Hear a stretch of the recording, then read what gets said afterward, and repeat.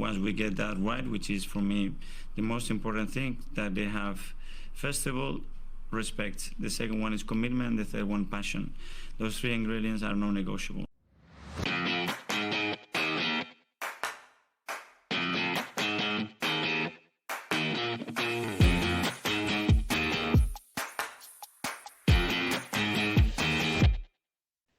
Hello and welcome into the Non-Negotiables podcast. I'm Gavin and I'm here tonight with Justin. How you doing, Juz?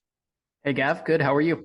Good, mate. Good. Bit of a disaster class yesterday. Still getting over it. I was pretty angry, has to be said, after the game. Sure you were as well. Yeah, it wasn't a great one, for sure. And I felt like, well, to be honest, I think the Spurs side they're a little better than I expected. I don't think so. I think if they were, we'd have got thumped yesterday with how badly we played. I really think we were that poor yesterday that I think if they were a good side, I think we'd have been in trouble. Man, I don't know. I mean, I get what you're saying, and there was some key performances that were pretty low, but I still, I mean, I guess, just going back to Mourinho and Conte, Spurs under those two managers, this definitely seemed a more threatening side.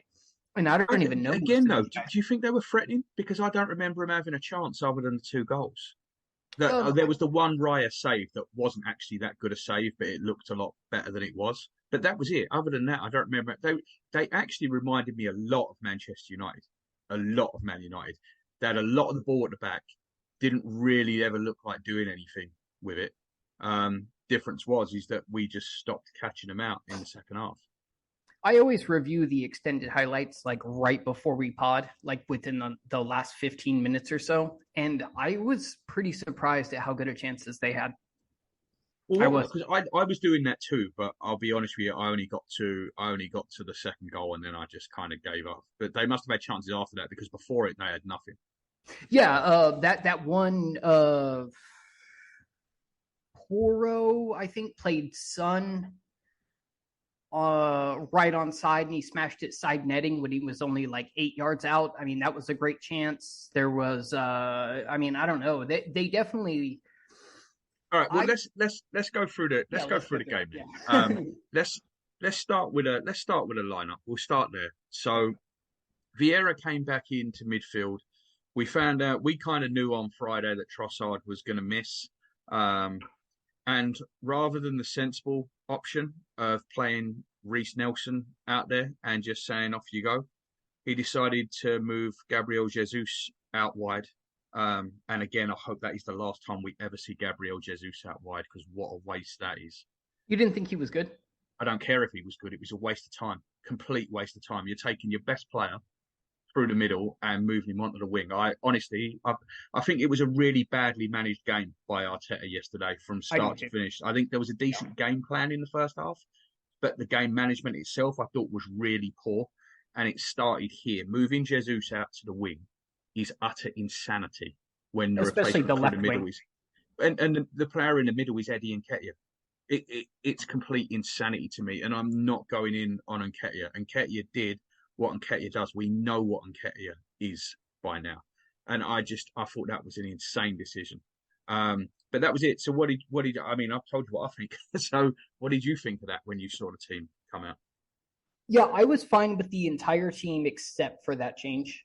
I mean, you know what I'd push. I mean, but I understand Arteta not starting Smith Rowe because it's been so long since he's never going to start Smith Rowe. I think we have to get that out of the way now. Smith Rowe will never start for us in a league game. He'll be sold next summer and he will never start for us in a league game. He just won't. Hey, fuck off. Yeah, but do you disagree with that? Because I just think it's very clear that Arteta does not rate him. I do disagree with that. I mean, I think there's been a ton of players on the out that have kind of been like brought back in and used. I mean, he's done that. He does this. It's really weird. You watch Game of Thrones. He's like a Ramsay Bolton. Because I only remember Martinelli coming back from injury. Other than that, when you're on the out with Arteta, generally you get your contract cancelled. Mate, he's brought players back from the cold a bunch. El Neni, Kolasinac, I don't think that was really bringing players back from the cold, though, right? Like They got random starts. Kolasinac got a random start against Manchester City. What's that? Kolasinac got a random start against Manchester City. Yeah, but he's not starting Kolasinac because he thinks he's a good player, is he? Like, he's starting Kolasinac because there's no one else to put there. So he starts him. I don't see it. I really don't. Like, and Kolasinac ended up with his contract cancelled. And honestly, too, I mean, Smith Rowe in both appearances has looked better than Nelson now. I don't know if I agree with that. And I think Nelson was trying. He was only on the pitch for about a minute yesterday, wasn't he? He was on the pitch for 11 minutes. Well, yeah. Injury time, basically. Yeah. But even that, he left Nelson's Saka trying. Nelson's trying on one leg for 15 minutes. Yeah, that minutes. was stupid. Yeah. Rather than bring Smith Rowe on. But anyway, carry on. I was just going to say, I think Nelson's not playing bad, but he's trying way too hard to make an impact. He's going for it himself to try to get that goal or assist and fucking it up. Honestly, Smith Rowe is still playing the Arteta game. I'm not liking the way Nelson's played the past 2 games, just because he's trying too hard, and I think it's obvious. Well, quite honestly, on Sunday, I don't know what else he could have done, because it was the wrong sub, and we'll get on to the sub, so I don't want to cover that too much now. But Nketiah was having a bad day. Even by his standards, he was having a bad day. And Arteta's left him on through the middle, put Reiss Nelson on the left-hand side. Honestly, I'm flabbergasted by how bad the management was yesterday. For all the talk of he's been better with the subs and all that, yesterday was just a complete disaster class from start to finish. And the bench as well, one thing that struck me, and I know we've got a few injuries at the minute, but how weak that bench looked. You know, all of a sudden you've got Cedric making an appearance on the bench and Elneny making an appearance on the bench, and you're like, oh. Wait, Elneny was on the bench? Mm-hmm. Whoa! I have the game pulled up here, but I didn't even register that. Mm-hmm. Wow, that's crazy. Yeah, you're right. Hold on, lineups. I got to see this for myself. Wow, you're right. Yeah, that's pretty rough. Yeah, the bench looks a lot worse. And I couldn't agree more with you, by the way. I think the perfect game management in the PSV game just totally eroded in this game with horrible game management all throughout. And I couldn't believe how shocking it was, to be honest. Yeah, but the thing is, we didn't start badly. We did that thing where they actually had more possession, but we were letting them have the ball at the back. We knew we were going to catch them. It was just a matter of time until we caught them. And you know, I think one big part of this game that I think has been overlooked a lot was Ødegaard getting that booking in the 15th minute for waving an imaginary card. I've seen about 15 that players. Changed. Yeah, I've seen about 15 players do that so far this season, including 2 of our own, by the way, because Partey did it at Palace, and I think Ødegaard might have done it at Palace too, and both got away with it. But Arteta got booked, and then the ref decides that this was going to be the game where he was going to do it, and he booked Ødegaard. But I think Ødegaard was, you know, he's a pressing demon, isn't he? And I think that kind of slowed him down a little bit because he couldn't afford to get turned and get caught basically tapping someone's ankles. Yeah, I agree. I think that yellow card really neutered him, for lack of a better term.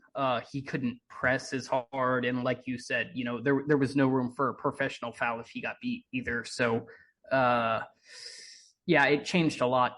It did, but we didn't start badly. We were doing okay. We won the ball. We were winning the ball quite high up, and when Saka got that goal, it was absolutely deserved. When, you know, Ødegaard plays it out to him, he cuts inside, and it's definitely going wide, the shot, but it hits Romero on the knee and flies into the corner. And we were good value for that lead. Yeah, I think so. Like at the time, I think we were the whole first half. I felt we were pretty dominant, and all Spurs could try to do is kind of try to hit us on the counter, even though that's not really their game this season. So yeah, I think you know, going back to Arteta's game plan, I mean, it was perfect first half. Honestly, I think we did pretty much everything right. Yeah, up until about 35 minutes, it was working perfectly. I mean, we should have been 4 up. The Jesus miss when he robbed Van de Ven of the ball and then blazed it over the bar. That was such a bad miss. That was rough. Moment in the game. Yeah, that was rough. The Nketiah miss when he went clear through, and a lot of people said he should have squared it. I don't think he could. I don't think the square pass was on. But blasting it, I don't even know if that was going in. Blasting it low towards the near post never seemed to be the answer. I mean, you go across and you go high. In that situation, you don't do that. I thought that was a pretty bad miss, probably worse than some people have given it credit for. Then we had another one where Saka played Vieira in down the left, and it was a heavy touch. And by the time he got onto it, he was on the byline and he crossed it back. And Jesus, who had been clear in the penalty box, all of a sudden had a man on him and it got nodded behind. Then we had the Jesus one from the Saka cross as well. Then Ødegaard from outside the box. So we had quite a lot of chances before we kind of lost our way a bit. And again, we didn't kill the game off. Yeah, kind of the pattern of the season, of last season spilling into this one, it feels.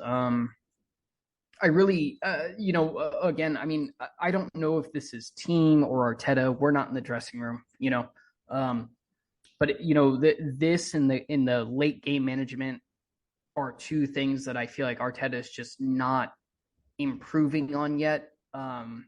And again, maybe it's not him. Well, I mean, the changes are obviously him, but maybe this game management, not going for the throat is on him. I don't know. Maybe it's on the players, but it's just really weird. And it really sucks that, like, again, we're probably looking at a situation where it's hurting us again. Like I said, we seem to lose our way on about 35 minutes. And it's funny, we praised Raya on the last pod for his composure and calmness. And I thought that all went out the window in this game. I thought Raya had a really bad game, actually. And I think if Arteta was anything like true to his word about subbing goalkeepers when necessary, then Raya would have been off here, because I think he really had a bad game. And a lot of what happened kind of stemmed from that, him kicking the ball long and constantly giving it away. And we had that little warning with Brennan Johnson when Raya made the save, which is a decent save, but it's not as good as it looks because the ball's coming across. He's already coming that way. Johnson puts it almost in the middle of the goal. If that's in the corner or back across Raya, it's in. He put it in basically the perfect place and at perfect height for Raya to get it and palm it away. That was a warning, right? That was a warning that if we keep giving the ball away like we were, something was going to happen. Yeah, I mean, absolutely. I think, even though, this Spurs team under Ange likes to, they like more the ball. They like more possession. This team is still fully capable of hitting on the counter. They've done that under the past 2, maybe 3 managers, I guess, if you count Nuno. So, I mean, they're dangerous on the counter. When you have someone like Son, Kulusevski, Madison, who can unlock these players, I mean, if we give the ball away in midfield, they're going to break fast and they can score quick. It doesn't matter that Kane's not there anymore. So, yeah, I mean, of course it was a warning. I don't know, Gav. Was it just like naive on our part? Were we nervous? I agree with you with what you said about Raya. I thought his cool, calm composure went out the window and he was very erratic, right? Nervous. Everyone lost their heads at that point, and we started giving the ball away. We started whacking it long. I mean, I wouldn't be surprised if this was the lowest pass completion rate from the vast majority of our players all season. I believe Ødegaard's was at like 68%, which is absolutely unheard of. He had a poor game, I think. And I know. He did have a poor game. I agree with you about the yellow card, that changed his game, but I think he was always destined for a poor game here. Yeah, it was. They all had poor games. I think, Saka got penalty and scored the goal, so you want to say he had a good game, but he didn't, really. I mean, he had Udogie booked on 15 minutes. I don't think he ran past him once after that. And he had him. He absolutely had him. And he just kept turning back and knocking it back. To be fair, I said to my mate, I have a mate, Matthew, who's a diehard Tottenham fan. I said, don't get too cocky here, but Udogie is going better on Saka 1v1 than I've seen almost any fullback. And I think that is true. I think Udogie did do a really good job on him. I just don't think Saka tried to take him on. He didn't try and run him. It was the most bizarre thing. He'd get there, he'd face him up, he'd shift the ball, and then knock it back. And he was on a yellow card. He was already on a booking after 15 minutes, and he did not run at him at all. I don't know what was going on with Saka, but it wasn't. I mean, it wasn't a good day from anyone, really. I thought Jesus was our brightest player. Saliba, I think Saliba had a good game. I thought Saliba was a rag. I thought he had good bits, and he had bad bits. He did a couple of really good bits defending and really calm, and then he played a couple of really poor passes. There was one in the first half that he whacked over Ben White's head, and then the one in the was it in the first half as well where he gave it? I think so. When he gave it away. Yeah, when he gave it away. But that's it. I can only remember those 2 minutes. But that was in that spell where we were just giving everything away, and so then we get to the Spurs goal, and again it's a poor giveaway. They come down the right-hand side. The cross comes in. I don't know if Raya has to touch this cross or not, that he flips back out. I don't know if it's going in or drifting behind, but I understand he can't take a chance. But flicking it back out to the edge of the 6-yard box was just a disaster waiting to happen. And I think this is a consequence, to be honest, of him being 4 inches too short to be a top-class goalkeeper. That was my concern when we signed him, that I think he's too small to be a goalkeeper. And I think he was really stretching, and he pinged it back out. And then when it gets, he makes a save, there's a ball hit straight at him, it bounces out, it gets cleared, and Rice heads it, then it gets headed down towards Udogie and Maddison. And when Maddison gets the ball, I don't know what Saka's doing defending there. I mean, he runs almost the wrong way. And at that point, it's over because Maddison's in, and there is no way that Maddison's son aren't going to make something of that. Yeah. I mean, I don't really have much more to say on it. Yeah, I mean, there was it was a colossal, Yeah. Yeah, no, it was bad, and and then it's right on half time, so we're going in at 1-1 when we're thinking, Jesus Christ, we should have been 4-0 up inside the first half an hour. And now we've done this. And then it gets worse because then Rice has to come off and Jorginho comes on and Havertz comes on for Vieira, which apparently was tactical. And I think that this is because he'd lost the physicality of Rice. So because he lost the physicality of Rice, he tried to make up for it by taking off Vieira and bringing Havertz on. I can see that. Yep. Now, here is my biggest problem with the Kai Havertz signing. Mikel Arteta seems to think he's John Fashton. So whenever Kai Havertz is on the pitch, all we do is lump the ball up to his head. And I do not understand it. I don't get it. And this is why I'm terrified of the prospect of signing Ivan Toney, because I think we might become unwatchable if we do. Because I'm telling you, what I see of the way he's using Kai Havertz is dreadful. It is absolutely dreadful. And I don't blame Havertz. Yeah, I've got to agree, mate. I do. I think the size and presence and technical ability of Hazard should be an option, a weapon, if you will, but it shouldn't be option A. You know what I mean? It shouldn't be like the default go-to. You use it sparingly, and hope it works. Just stick to your game, but you have that size there to break down a low block, right? That's what I think.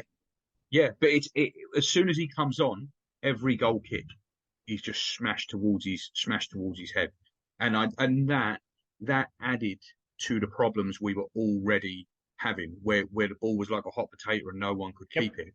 That just added to it, and we'd said with Ramsdale, he gets a bit tempestuous, he goes too quick, he starts going long. Raya did exactly the same in this game, exactly the same, just going long.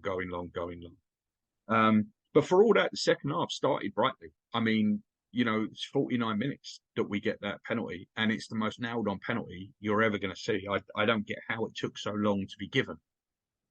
Can we talk about this for a second? So I've been watching football a long time. You want to know why it wasn't a red card? Yeah. So it was a direct denial of goal scoring opportunity. It was intent the only factor there. Like, does intent matter in a handball? Like with that? Well, so here's the thing. I agree with you. I think it was a red card.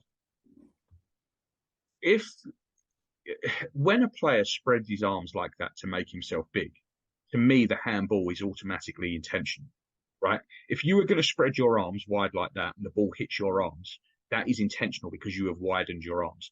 The only possible reason for not sending him off there is to say, well, it's basically it's just unlucky that it hit him. I don't think that was the case there. He has spread his arms intentionally to make himself big, and the ball's hit him. So I don't know why that wasn't a red card. I'm not surprised it wasn't, but I don't, because we'll come on to this later on. The ref obviously didn't want to give a red card yesterday because Eddie Nketiah should be thanking his lucky stars, because Eddie Nketiah's one was as nailed on a red as I've seen. Yep, same. But we'll get there, right? But yeah, super weird, right? Like I'm so confused. And the same Tottenham mate, I texted him and I said, all banter aside, like why wasn't that a red card? Like, I'm not trying to trash you or anything. Why wasn't that a red card? And he was like, honestly, I have no idea what the handball rules anymore are. Yeah, the fact that the ref must have deemed it accidental is the only thing I can think of. I mean, at one point, I didn't think he was going to give it. But when he went over to the screen, it took him like 2 seconds to give it once he went over to the screen. The whole time, Gav, I was like, what is so hard about this? This is the most obvious pen I've ever seen. Like, yeah, absolutely. There was nothing questionable about it. I was thinking maybe he was going over to the screen to debate the red card or not, and the pen was going to be a given, but I guess not.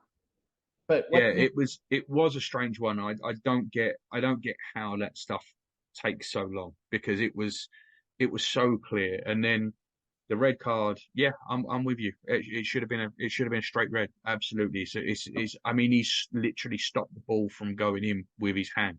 Yeah, it was direct and from an Arsenal player that hit a hand and didn't go in. Like, and nobody even talked about it. Commentary didn't even talk about it. That I remember. No, it wasn't even mentioned that it could have been a red. I really don't understand it. But anyway, it's given, and we do that thing where Ødegaard stands with the ball by the penalty spot, which is that's how you know that Saka's taken it. Yeah. Saka goes and takes it, and there'd been a long delay, so fair play to Saka for keeping his nerve with this. He lifts it straight down the middle. That's one of the best penalties I think I've seen him take. I liked it. It was deliberate. He lifted it. He shortened his run up for it. I thought it was a really good penalty. And there's, we thought that he was off of penalties. He's quite clearly not. It's quite clearly his job. Yeah, I think after he missed that last one, I don't know if it was planned by Arteta or if Ødegaard was just like, let me take this one, let me take some pressure off you or whatever. But I think Saka is clearly on penalties, and there was, some kind of design there where maybe they wanted to keep opponents guessing. But I think Saka is going to be our prominent taker from here on out. It's pretty obvious now. It seems that way. And I think whenever you see Ødegaard standing by the spot holding the ball, Saka. Because that's and I like the ploy. I think it's a good idea. I'm not sure how long you're going to be able to keep that up for, because everyone else is going to cotton onto it quick. Well, Martinelli did that too, right? Before he was out, he held the ball before giving it to Saka. We've done it forever. I mean, even the one Ødegaard took, it was Saka that held the ball by the penalty spot before he threw it to Ødegaard. It's a good ploy. Chelsea have been doing it for a long time. Chelsea did it in the World Club Cup. I think they started doing that. And it is a good move, but I just don't think it's going to be long in the Premier League. Like, everyone knows who's taking the penalties in the Premier League, right? Like, you can name the penalty taker for most of the teams. So I don't think it's something that long term is really going to work unless you are actually mixing up the penalty takers. But and then to be fair, at this point it just all turned to shit. I thought this was there were a few key turning points in this game, right? There was Jesus smashing the ball over the bar. There was the Ødegaard booking. There was Jesus smashing the ball over the bar when he should have scored. Like, there's no two ways about it. And then there was obviously the bad bit of play that allowed Brennan Johnson to have that shot. That's kind of where I think the game turned in the first half. And then from, almost from kickoff, Jorginho dallying on the ball. And I'm not a Jorginho fan. That's no secret. I think it was a terrible signing. I don't understand why anyone made it. I think there's this will when Jorginho has a half decent game to praise Jorginho. It's like a reverse Havertz, and I don't really understand it. Jorginho has a half decent game, and everyone wants to praise him for being great. And I thought yesterday you saw exactly why Jorginho should not be a part of this squad, because it wasn't even just a goal. He gets caught on it again just after, and it could have cost us again.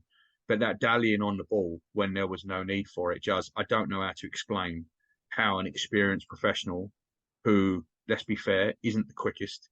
He's not the most deft of feet, I wouldn't say. His range of passing is good, but I wouldn't say he's a man you want turning on the ball and dribbling past players. I don't know what he's thinking there and why he doesn't just lay it back to Ben White, to Saliba, even to Raya.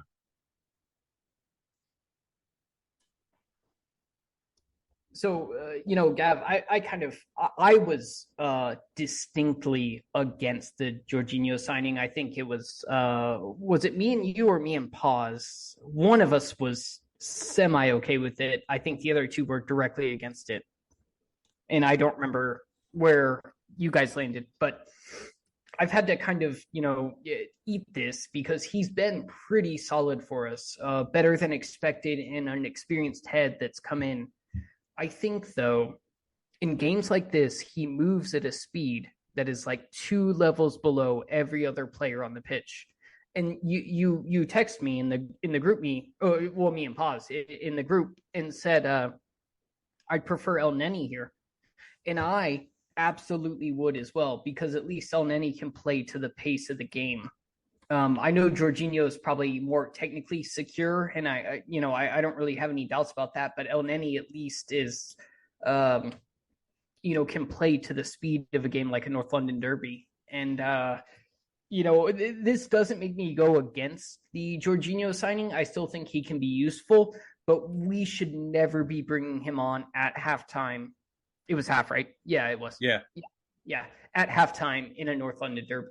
At home, away, it doesn't matter. He should be only there to close out games, and that's it. So I get Arteta's hands were tied with the Rice injury, and Partey's already out injured, but man. Yeah, go ahead, Gav. Yeah, it was. I mean, we're in a needs-must situation, but Jorginho should have been moved on in the summer, and someone else should have been brought in that isn't like that. Basically, doesn't look like he's running through treacle. Even in games, to be honest with you, where he's been brought on, I don't think he's looked particularly good this season, even when he's been brought on to slow games down, because I don't think it's worked. We brought him on against Fulham for Ødegaard, and that didn't work either. He wasn't directly at fault for the goal, but it hasn't worked. It's just, to me, it's a bad plan, and it was a bad plan in a match of bad plans. Once things started going wrong, I didn't, and even towards the end when we started pushing, I never really felt we were going to get the winner in this game. Yeah, I kind of feel the same way. I remember, I think it was the 91st minute, we had a pretty good chance. If it wasn't 91st, it was right around there.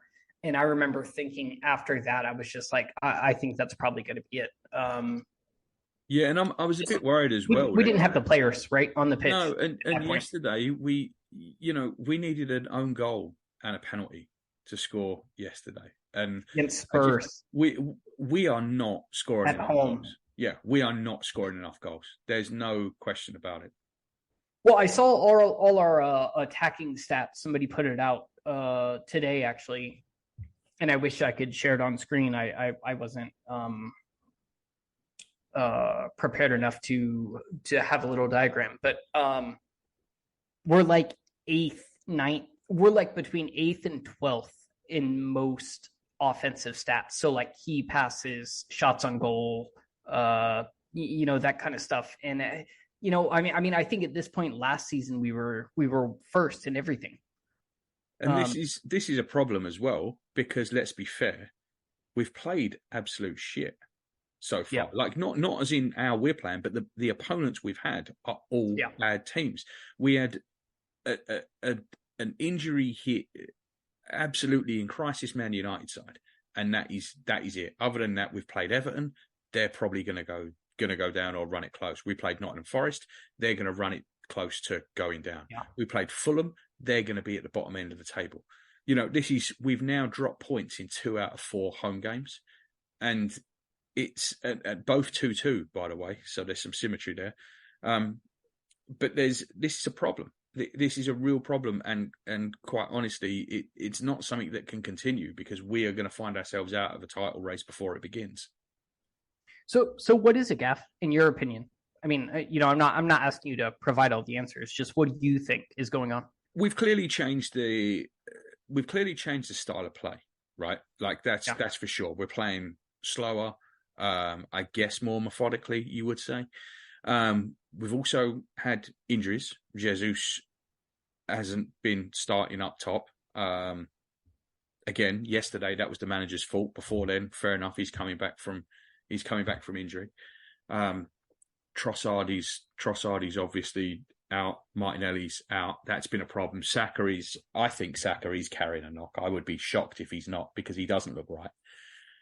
We are adjusting to Havertz or Vieira in that left 8 role, whichever one it is. We've had Zinchenko out for a large, half of the start. I mean, the gaping hole that is Granit Xhaka too. I mean, that we played like shit without him every time he missed a game for the past 7 years. You know what I mean? That's no like small miss. Well, it's what is, I think, becoming apparent, and it's getting really, really hard to argue against it, is that 65 million we spent on Kai Havertz would have been better off being spent on an actual midfielder rather than a huge bloke that we lump the ball up to. I'd have loved to have dropped 40 on James Maddison. I don't know that Maddison would have worked, but I get the point. I'm not sure Maddison and Odegaard can coexist in the same team. I think you need more of an Aaron Ramsey type of player rather than someone who wants to. It's a lower touch role, right? I think Maddison could do it, though. I do. Maybe he's still proclaimed an 8 over a 10. Yeah, so, maybe it's a lower touch role. So what you don't need there is another player that dominates the ball. It's someone that does a little bit more of dog work and someone who's more about arriving in the box and stuff. But we're just getting nothing out of Havertz at the minute. And I've tried to defend him, and I think a lot of his off the ball work has actually been pretty good. But offensively, we're getting nothing out of him at all right now. And I don't know. I don't think just keep taking him off, putting him on, leaving him on the bench for a game, bringing him back. I don't think that's going to solve it, because we're not solving the problem here. And by the way, I want to say, I didn't think Vieira did anything to merit being taken off at half time. I think he was fine, right? Yeah, I think it was tactical. Because I thought he'd actually acquitted himself pretty well. Because Wright's been off. Yeah. I mean, I agree 100%. I think that makes sense. He'd taken a few whacks, but he'd got back up, and he was moving the ball on more. I thought we were better with him on the pitch than we were with him off the pitch, put it that way. Yeah.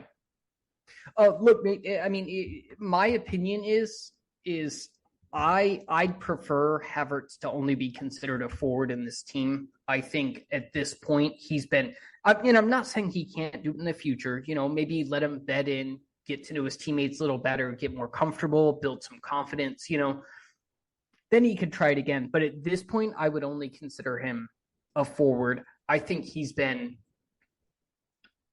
off the ball. You're absolutely right. I think he's been pretty good. He presses well. He's won some balls back. I don't think even the pundits are like, oh yeah, he had a great game. No, he did everything that he was supposed to and wasn't shit.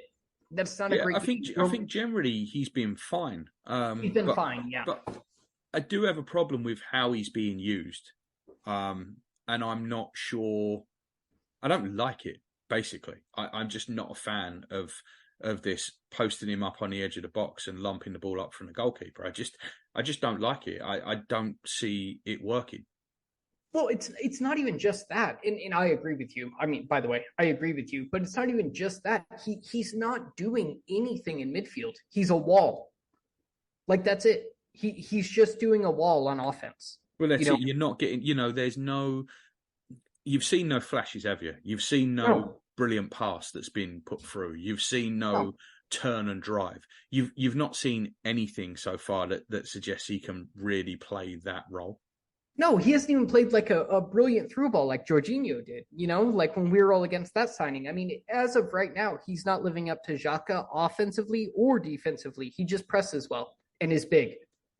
Yeah, and it's an issue, and I honestly think him being on the pitch causes us more problems than it solves because of the way we play. Because of the way we play, I think it makes us go. And this is what I was saying today. We got linked with Ivan Toney again. Mate, I am petrified of that. Absolutely petrified of it. I don't want any part of Ivan Toney. I really don't. It's he's a good player for Brentford, and that's fine. He's not a player for a club like us in talent wise. He's 28 years old with one decent season in the Premier League behind him, and even in that, half his goals were penalties. So I don't see it. When you really delve into it, there was a point, he beasted Saliba, didn't he, last year at the Emirates? He was about the only player to do it. But they were playing a certain way. We were going forward, and they were ranking up at the back and then lumping it up front. And he's a perfect player for a side like that. I don't think that we can have a player like that. I don't either. And he was basically like man marking Saliba from the offensive side. Like he was on him just to win the ball going long and beat Saliba. That was the whole strategy. You know what I mean? Yeah, I mean it's not exactly gonna solve the problem of beating a low block, is it? No, it's definitely not. And I don't know. I don't like the signing, especially for the cost. It seems a lot more like Tottenham level to me. Yeah, it's not. It really isn't something that I want to see go through. All right, let's wrap up the first half there. We'll come back in the second half. There's probably some more things on this game that we're going to touch on before we get into the Brentford preview. I mean, let's be fair, the Brentford's the Carabou Cup, so whatever.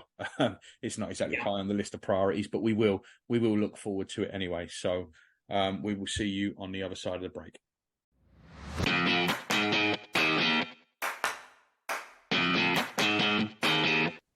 Hey guys, just a couple of quick halftime messages for you. Firstly, we'd really appreciate it if you could leave us a 5-star review on your favourite podcast app. It really helps us reach a wider audience, particularly on Apple Podcasts. Secondly, we're on all the social media platforms as the NN Pod. We're really trying to build a strong Gooner community. So next time you're on Twitter, Facebook or Instagram, look us up, give us a like or a follow, send us a message, interact with other listeners or just have a look around. Thanks for listening from myself, Paz and Juz. We really appreciate it.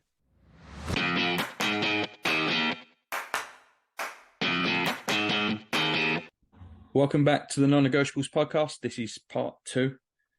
Juz, there's a lot of fallout from this game, obviously. Everyone's pretty upset about it. We are still 14 from 18 points. It isn't the end of the world. Dropping 4 points in 2 home games is a problem. Where do we go from here? How do we get this clicked? Is it a case of going back to what works?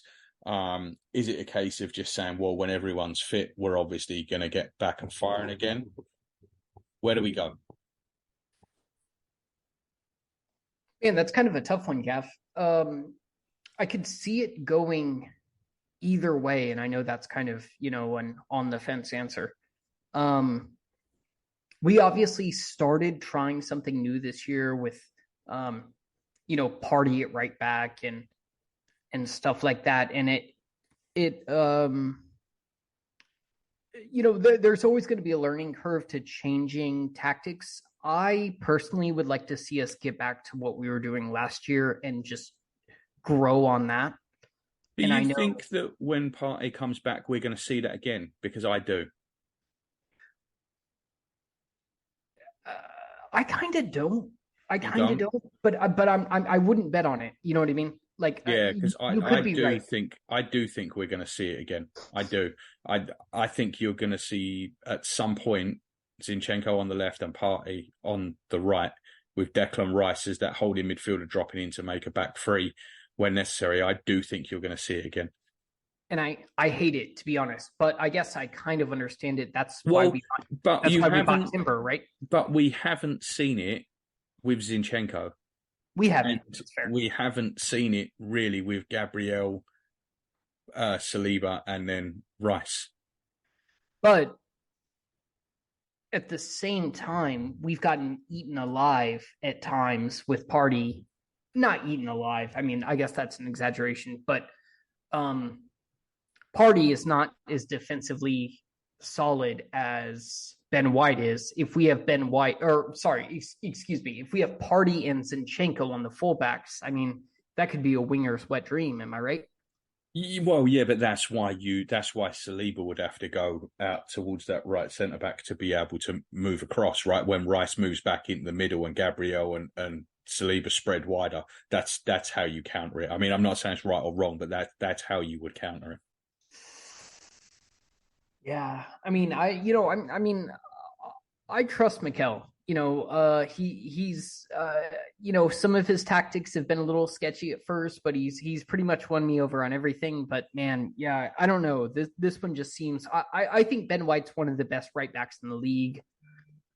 I'd feel honestly, I thought Ben White was poor yesterday. I've heard a lot of people say that they thought he was good. I thought he was poor. I thought his touch was poor. I thought he got up and down the wing well. I thought you couldn't fault him for effort, but I didn't think he covered himself in glory on the first goal. And I just don't think he had a good game. And I think if Timber had been fit, I think Ben White would already be on the bench. And I think that is the plan long term. I agree with that. Yeah, I think that's probably true. And I think the plan would be to have Ben White fill in at right center back and right back, like as the backup for Saliba and Timber. Yeah, no doubt. I think Timber is more talented than Ben White for sure. Yeah, I think that was the plan. I think when Arteta bought these players in the summer, I think he bought them to be first choice. He bought Raya to be first choice. He bought Timber to be first choice. He bought Havertz and Rice to be first choice. He envisaged Raya in goal, with Timber at right back, with Rice in the 6 and Havertz in the 8. That's how he envisaged it. Now, it may not turn out that way. Maybe he does have to abandon the Havertz plan. I don't know. But I do think that Timber was bought to start at right back. Yeah, I think so as well. I do. Yeah, and I love Ben White. But yeah, I think Timber was bought to start by October, probably. I think Ben White's been really good in general. Really good. Yeah. But I do think you start to get. We talked about this with Raya and Ramsdale. You get to a point where these upgrades are small, right? They're small upgrades that make a big difference. Yeah. And I do think if you look at that 11, we've obviously got a massive Granit Xhaka shaped hole in it. And I do think when you look at the other positions, Ben White is the obvious one that can be upgraded on the easiest. Yeah, I couldn't agree more. Again, and I love Ben White. I say this as Ben White lover. Yeah, I think Timber is the better player. He's the better defender. He's more comfortable out wide. He's better with his feet. Younger as well already. So by the time he's Ben White's age, he could be even better. It's really a shame, and I hope the injury doesn't hold him back too much. But yes, I see Timber being our full-time right back in the near future. Yeah. And Gav, I don't know if we ever touched on this in the pod. We might have. Correct me if I'm wrong. But the club added him to the roster, so maybe they expect him back. The Premier League squad. Well, I mean, there's no harm in adding him to the squad. I honestly don't know. I mean, to me, I would be.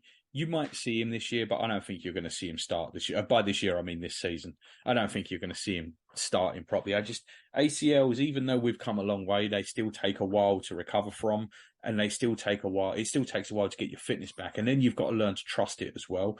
I wouldn't be banking on seeing Timber as a starting right back anytime this season.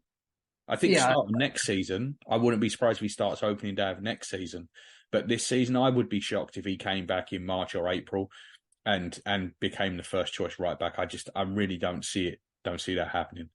I think adding him to the squad, I mean, why not? You can register 25 players.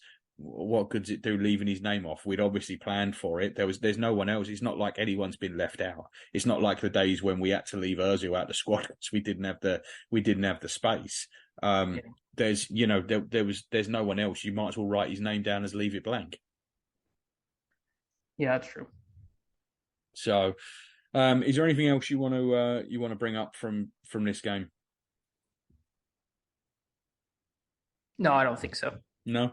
I mean, I guess we could touch real quick on what you thought about leaving Saka out there on one leg for 10 or 15. Oh yeah, that's a good point. Because this refusal to bring Bukayo Saka off no matter what, in a way, I understand it when you need a goal, but he's brought Gabriel Jesus off, who was probably our brightest player on the day, and he's brought him off on, I think it was 69 minutes. I think he brought him off on. And he's left Saka out there when Saka was obviously not moving. And Saka eventually had to take himself off. I mean, I don't get this. Yeah, and I mean, I think it's like the pure dichotomy, is that the right word? Of like his perfect substitutions for PSV, and then we switch to this game. And it's like, what the hell? I mean, the reliance on 22-year-old Saka is insane, and if he is struggling, you've got to be able to take him off. And I understand like Reece Nelson is probably his like proxy substitute, but I mean, Jesus Christ, man. I mean, make the sub. I mean, you can't just let the man walk around. And I did think Jesus was like our brightest player on the day, attacking wise.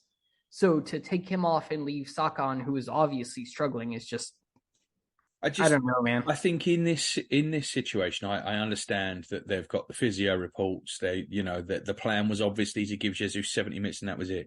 But when you are 2-2 in this game, I don't think you bring Gabriel Jesus off. I think you run the risk. You just push it. If you have to push it, you have to push it. Eddie Nketiah's race looked run. I mean, run.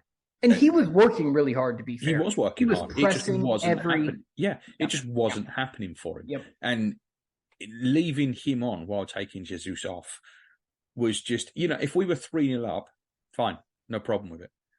We are at 2-2 in a game that we had to win. And I don't understand. I don't understand it. I don't understand these subs. I don't understand this game management at all. I never have, Gav. Honestly, like my biggest criticism with Arteta has been this since like the first game. I don't understand his game management. Sometimes he nails it, but it's like in the 10%. Like PSV, he crushed it. He made every sub I would have when I would have made it, probably. Like not saying I'm like the be all end all smartest manager ever or anything, but just he really made smart subs, thinking about the future and thinking about the game at hand. In this game, I just feel like he went totally backwards and just like made crazy decisions. Yeah, I don't get it. But let's move on from this now, because it was okay. I mean, it was a bad day all round, and it's one I'd rather forget. I mean, there can't be many draws that have felt like a defeat like that one. No, that's a good point. It definitely felt like a defeat to me. Yeah. I mean, we had the couple last year, the Southampton one and the West Ham one, the Liverpool ones, but this one really, really did feel like a defeat. And it was, I think part of it, was how poorly we played in that second half, because it wasn't like, oh, well, they got lucky to get out of a draw. They didn't get lucky to get out with a draw at all. We were really, really bad in that second half. Yeah, I mean, I mean, we talked about in the first half. I mean, I think I could only name, Saliba as having a great game, and even he had some, a couple poor giveaways. I thought Zinchenko was good. Zinchenko was bright. Yeah, he was bright. But we kind of lost Zinchenko when we started going over the top in that second half. Our best bits during the game were always when Zinchenko and Ødegaard were getting the ball to feet and being able to move it around. and as soon as we stopped doing that, we lost absolutely everything. But I mean, that's going back to what we're talking about, right? It's a game management question. And Arteta, for some reason, when he gets desperate, he always wants to go long. And I don't. We go long far too much. We go long far too much from the kickoff, from the goalkeeper. We go long far too much. I don't understand it because it does not work for our team. Even with Havertz in there, that might help, a little bit, but it doesn't. The last bit on this game, and then we are moving on. But the last bit on this, were you a little bit worried how leggy we looked? Because I thought on 75 minutes, we looked tired. We have had one midweek game. This is going to be all season. We're going to be playing midweek and then again at the weekend. Is that a cause for concern? We haven't looked fit all season, by the way. We haven't looked. I don't think we've looked up to the standard fitness wise. And I think that there's probably something into the fact that we fell apart so late last year that I think there's probably an effort to peak later rather than earlier. So their fitness probably isn't at peak yet, but we do look a little way off of it. I don't know, Gav. I mean, this one's kind of tough because we were missing. Both are starting left wings, so Martinelli and Trossard. And then just to deal with that, we had to kind of shift a couple things around. We're playing Eddie and Jesus, who Jesus is just coming back from injury, and Eddie's played a lot this season. Saka, I think, did look a little leggy, Odegaard as well. But I'm hoping they'll get rest in the Carabou Cup break, if you can call it that. Nice segue there, Juz. So let's do that, and then let's move on to the Carabou Cup in a week because I don't want to talk about that derby anymore. I don't even ever want to think about it again. We just move on. We playing again? It never happened. Yeah, Brentford. Yeah, not Bournemouth, Brentford. So Brentford away. I'm interested to see what he does here because part of me feels like he's probably just going to rotate the entire team, and go Ramsdale, Walters, Kivior. Part of me feels like he's going to rotate the entire team, and then part of me goes, "It's Mikel Arteta. He's going to roll out the same team and make 2 changes to it." Where are you at with not necessarily what he should do? Because I'm sure you're on the same view as me in that this really should be a fringe players and kids competition. But what do you think he's going to do? Do you think he's going to actually go all out and change the entire 11? So Gav, I'm on the same mind as you. I think it should be a fringe and kids competition. That being said, with Mikel, I don't expect that. I don't think he's going to roll out a first 11, but I think there's going to be 5 starters. So I think Ramsdale's going to come in, right? That's for sure. Ramsdale will come in. I wouldn't be surprised. I wouldn't be surprised if he starts Ben White and one of Gabriel or Saliba and then rests the other one. And then brings Tomiyasu in at left back.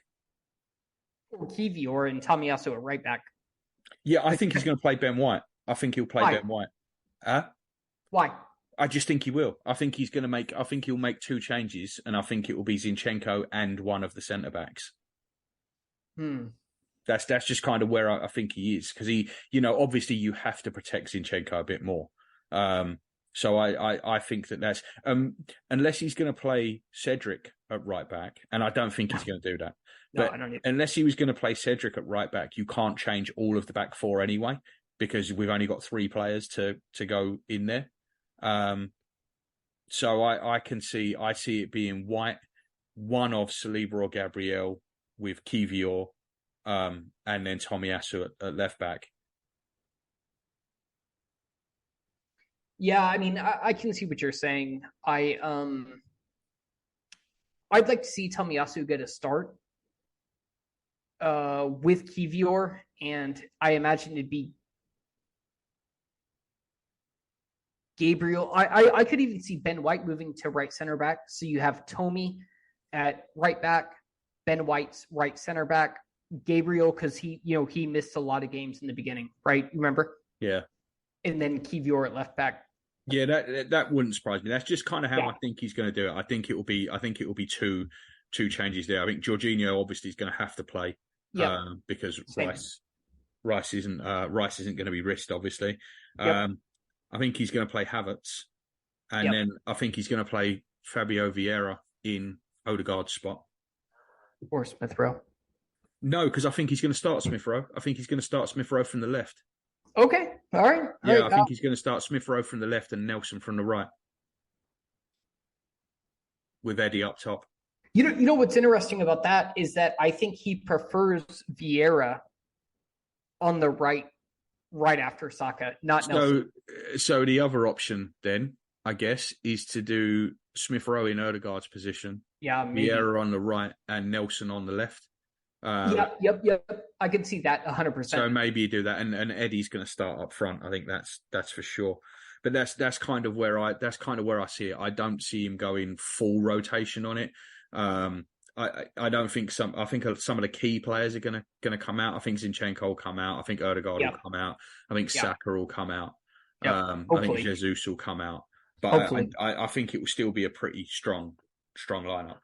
Yeah, I think that is a very strong lineup. I could even maybe see. I don't think El Neni starts or anything, but I could see. I think he'll come on.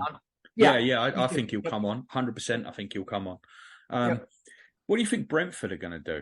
Like this is the bit that I really have no idea what Brentford are gonna do here. Are they gonna take it seriously because it's against us? Are they gonna want to put a full team out? Or are they gonna rotate because they've got bigger fish to fry? I'm looking at their schedule so far now. A lot of decent draws. I mean, they've got draws at Tottenham, draws at Crystal Palace. Well, they're so in the last round of this competition, right? They played Newport County away. Yep, I have it. They won a penalty. You got it? Yeah, so, they won on penalties. Yeah, but if you look at that team, that is basically almost a complete reserve team, right? If you they're not going to do that against us. Yeah, that's kind of where I'm leaning. But I don't think they're going to go full strength though. I think they'll do kind of similar to what we will. They'll maybe have 5 first team players out there and then some backups. Remember, Brentford doesn't have a youth team. No, they don't. So they'll I agree. They'll probably do like 5 out, 5 in. Yeah. And stiffen it with some first team veterans, maybe 1 or 2 fringe. Yeah. That'll be interesting. I think this has got the potential to be a pretty interesting game. I mean, I always liked seeing the kids a bit more. I'm hoping that maybe Dwanieri and Lewis Skelly and Cozier Dubry, I'm hoping maybe they make the bench and get on at some point. I mean, I wouldn't bet on it. But I would hope that they would make the bench. And Raw Waters as well. I mean, I would really like to see Raw Waters get a start here because I don't know. Where is the pathway at the minute? I don't see the pathway. I would love to see Roy Walters and Lewis Skelly come on for who did we say? Oh, Tomiyasu coming on for Tomiyasu because he's still not probably. Yeah, Tomiyasu. You can't let Tomiyasu go 90. Whatever happens, if whichever one of him or Ben White starts or wherever it is, he's coming off. That's for sure. Right. Yeah. Exactly. Roy Walters coming on for Ben White and Lewis Skelly coming on for Jorginho. I'd love to see that, but I just don't know if that's. I don't see it. I think I agree with you. I think he's going to want to put El Neni out there. Me too. So really. I can see El Neni getting on. I didn't. El Neni needs minutes too, though. Yeah, I've got no problem with El Neni getting some. That's what this me. That's what this competition is for. I would just prefer to see Nwaneri out there instead of Havertz or Vieira, and I would rather see Raw Waters start at right back and maybe Tomiyasu at left back. Do you know what I mean? Like I would prefer that, but that isn't this manager. That isn't what this manager does. No. So I don't think that. How it's still quite a good competition to be in though, right? Like, I think if we went out, oh, well, whatever, we go out. But it's still a nice competition to kind of go a bit further in and let these fringe players, because we've got to give these fringe players games too. I actually love the Carabao Cup because of this, because like I can comfortably watch it, see maybe some fringe players, maybe hopefully some youth players. But then if we lose, I'm just like, oh, well, we'll get it next year. Yeah, it's not the end of the world if you. Yeah, it's not the end. Yeah, it's perfect and no risk, type environment. I love the Carabao Cup, to be honest, but I loved it more under Wenger, to be fair. Yeah, it was definitely more fun back then. 100%, it was more fun back then when the kids. But see, when we started getting to the point where the trophy drought was going on and on and on, Wenger started taking it more seriously. And you saw less and less of the kids, the days of the Nilsson, Fabregas and all that. That kind of went out the window in about 2010, 2011, maybe, I would say, once we started getting into 5 or 6 years of the drought. I think it ran a little longer than that, because I remember it might have been 2012, 2013. But yeah, there was. But yeah, I know what you mean. Yeah. Yeah, he started just speckling the youth players in instead of. Yeah, instead of playing them outright. And then as soon as we kind of started to get through the third and fourth round, then all of a sudden you were looking at full strength teams. Yep. But yeah, I like the competition. I respect it. I think it's obviously the lowest prestige competition that we are in. But I still have respect for the Carabao Cup, I guess. I'd love to win it. And it's interesting just to see something different too, like how the players, like you said, like Vieira is going to be playing a different position most likely than what he's done, and I think I've actually quite liked the look of him over there on that right hand side when he's covered for Saka. Yeah. So if he does get to do that, then I would be interested in seeing that. There's a chance, obviously, that we'll see Havertz up top at some point as well if Nketiah goes off. I hope so. So that would be pretty interesting. And, we said we've seen nothing of Jakub Kiwior, really. At the end of the day, at some point, we're going to have to put eyes on him in an Arsenal shirt. Yeah, those 3 players in Smith Rowe, I think, are all 3 players that could be heavily in rotation, but just aren't really, bled in. Is that the way to say it? Like, they're not quite integrated completely in the group, but once they do, I think they could be equal rotation partners with a lot of these other guys, and they're all versatile. You have Kiwior being able to play 2 positions, left back and left center back, Smith Rowe, left wing, left 8, Vieira, right 8, right wing. Who was the other one you said? Havertz. Well, yeah, he can play 5 positions, So I think once they're all bled in more, and I include Havertz in this, even though he's basically a starter right now. There's a lot of what's the word I'm looking for? Not like mystery, but I mean we could put out a very surprise lineup with all our players and how intrigue. I think is the word. Yeah, intrigue. There's a lot of intrigue around. That's a perfect word. So yeah, and I'm hoping Ramsdale has a good night too. I mean, I was not impressed with Raya yesterday. I thought he had a really bad day. That save though was nice. I know you hit the group me and said it wasn't that impressive. I don't think it was. I think it was one of them saves that looks a lot better than it was. Look, that ball has come across, and Raya is already going to his right. Johnson, there's a man in front of him, though, mate. Yeah, but Johnson doesn't get the cleanest contact on it, and when he puts it towards goal, he puts it in the centre of the goal. It's not so. It's a good save. There's no doubt it's a good save, but I think that is a save that a professional goalkeeper at any level, should make. I don't think it's as good as I saw someone. I don't know who it was. It might have been Arsblog actually said that it was reminiscent of David Seaman's save against Sheffield United. Let me tell you something. It was nothing like David Seaman's save against Sheffield United. Nothing like it at all. Ramsdale doesn't make that save. He was going that way.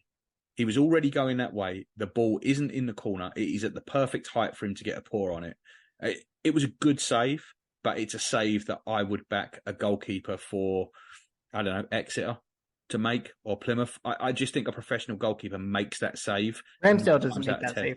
Oh, Ramsdale makes that save every day. I've seen Ramsdale make better saves than that. Look at the save he made from Maddison. Look at the save he made from Maddison at Leicester from that free kick. That's 100 times the save. There were like 4 people in front of that shot, mate. Why does that make it any more difficult? But why does it? He's already going that way. It blocks his vision. But that wasn't where his vision was, because he's coming back across the goal because the ball's coming across the goal. It's not like the ball was in front and he's shooting through legs. I think it was a good save, but I think that's a save that you should make as a goalkeeper. I don't think it's an outrageous save. I think it's a save you should make. That's insane. You can not be impressed with that save, but you can't say it's a save the goalkeeper should make. I definitely think it's a save a goalkeeper should make. He's not put it to the corner. Right. Watch it again, right now. Watch it again right now. Okay. Yeah, right now. Sorry, listeners. We gotta watch it. We got to do it. Let's see. Get it. Yeah, here we go. I'm pulling it up. Don't you worry. I'm pulling it up. Now I've got to go through the ads, so bear with me a second. What minute? Oh, you don't have YouTube Premium? Jesus, Gav. I don't like YouTube. I'm just playing. Sorry. I already had the game up, so Okay. Wait a minute. What are you doing? Wait, do you know about what minute it was? Again, sorry, listeners. We have to settle this. So, no, that's not the save. What the hell is going on? All right, I just saw Son's goal again, unfortunately. All right. Damn it. All right, bear with me. It's playing now.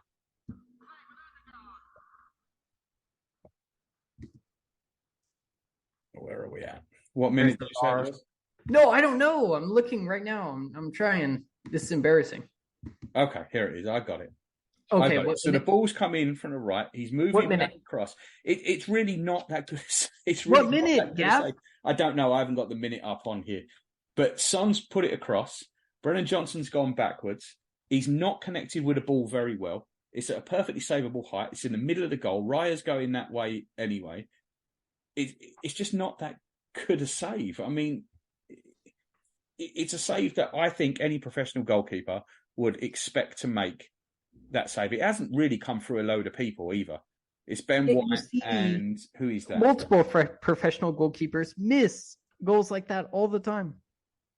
I think they would expect to save it. If that goes in, I think the goalkeeper's disappointed if that goes past him. In fact, I think the only way that goes in is if he goes past the ball.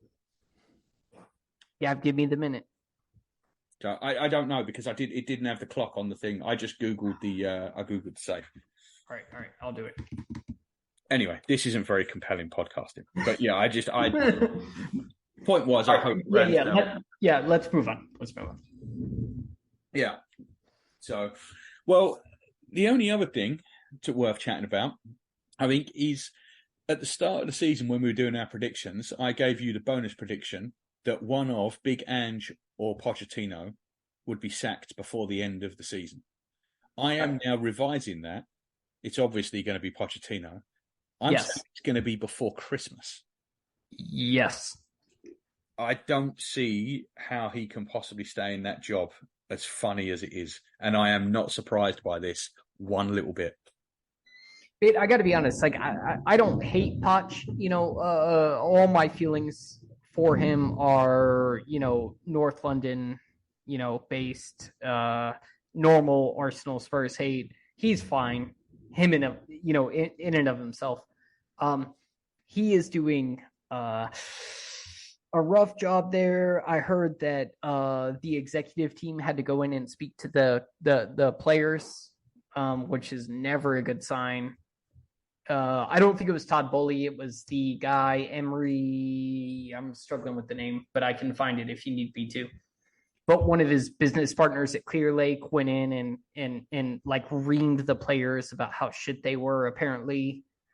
I don't think Poch makes it to December, and I don't see how Chelsea, they brought this on themselves. I mean, all these guys they have are on 8-year contracts. I mean, the only player they have worth keeping is probably Enzo.